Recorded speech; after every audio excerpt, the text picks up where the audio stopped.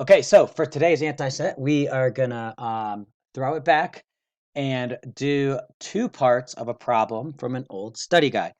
We're gonna skip part B because they're not doing average value theorem on the AP test this year. So instead, we're just gonna do part A and part C. So I give you some data here about a train. It's going back and forth on an east-west section of railroad track. The velocity of the train is measured here. Notice the velocity is down here in meters per minute.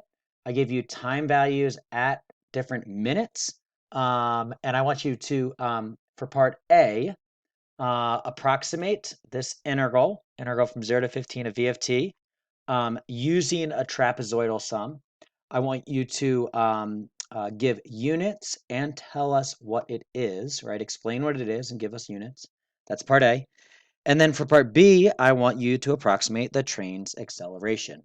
So go ahead, please press pause. You don't have to like write all the chart out, just do it out as scratch work, but please press pause and do the trapezoid sum, say what it is, give the units, and then approximate the acceleration. Okay, I'm going to put your answer up. Okay, here we go. So, the easiest way to do a trapezoid sum when I'm given something like this is to find the left sum and the right sum, and then take the average of them. So my left sum is, look at each of these gaps. They're all 3, right? So it's 3 times the left entries. I'm going to take the 0, the velocity here, boom, 100 here, 50 here, this one here, this one there. I don't take the negative 40 for my for my left sum, right? On the second one, I'm gonna leave out the 0 and then put the 40 in, right? So I do my left sum like that. I do my right sum like this. For my left sum, I get negative 330. For my right sum, I get negative 450. The trapezoid is the average. It's negative 330 plus negative 450 divided by 2. Explain what it means, right? This is the train's displacement from time equals 0 minutes. Make sure you include those units on the AP test. They won't give you credit. So from time equals 0 to 15 minutes is approximately, why is it approximately? Because we're doing an approximation with a sum, negative 390 meters. So you want to make sure you have the minutes here and the meters there, and that you use the word displacement. It is not total distance traveled. That's something else. Second one, or part C, we're going to ignore this part B for now.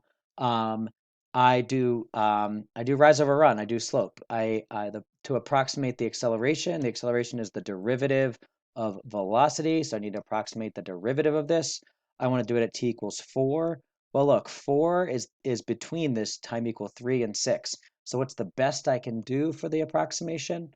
I do the rise over run, where this is my change in y and that's my change in x. So I do 50 minus 100, this, whoops, this minus that, over 6 minus 3.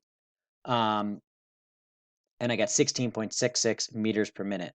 That is like the best that we can do in this circumstance. Sometimes they'll do that to us.